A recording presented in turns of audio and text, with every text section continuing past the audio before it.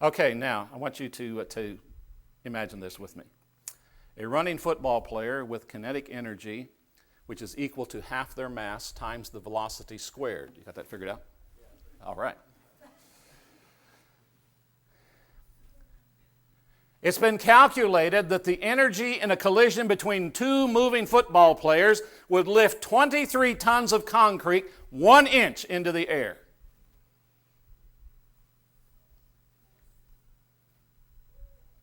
Wow. You think those guys don't get hurt in those games?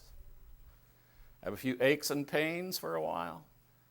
Okay, now here's what I want. Here's how I want to wrap this all up. Jesus came to earth to run in the realm of human existence. His sprint down the field was full bore, free from every form of sin, and he was coached by God. His mass and his velocity were perfect. When I decide that I'm tired of my realm and I wish to exist in that heavenly realm, my sprint down the field of life needs to be full bore. No one, after putting their hand to the plow and turning back, is what? Is fit. Full bore. All or nothing. My sprint needs to be full bore. I can't run free from sin, but I can run freed from sin. My playing in this game is no longer being controlled by sin, even though I still sin. I'm freed from that because I'm living in his government where I've been set free from that. And I am fortunate enough to have the same coach.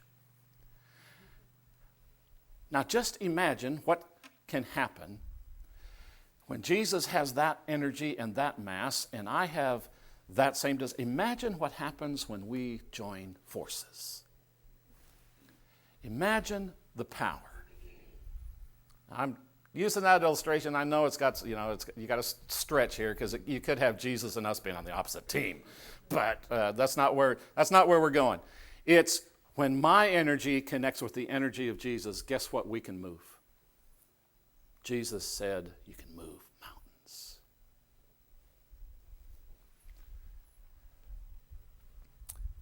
The real significance of today is not celebrating the birth of baby Jesus. Oh, it's a marvelous arrival, powerful way, proving his deity. But the real significance of today is in how every one of us can answer this question. Are you complying with the path, the purpose, and the plan of the saving Jesus? That's the real valuable question. If you understand today, if you have heard that message, if you have comprehended that, if you've studied on your own, if you've opened the Bible and asked some of those serious questions about what must I do, and you've studied and you've comprehended what Jesus wants you to do so that you can follow and have him as the ruler in your heart, if you've comprehended that, if you understand how the forgiving blood of Jesus gets implemented into your life, I have a question. If you understand that and you haven't done that yet, wouldn't this be the greatest day in history to start that? Wouldn't it be great to say that my spiritual birthday was the one the world recognizes as the birthday of Jesus? Wouldn't it be marvelous on every year when you come around to remembering baby Jesus that you also remembered baby Dan,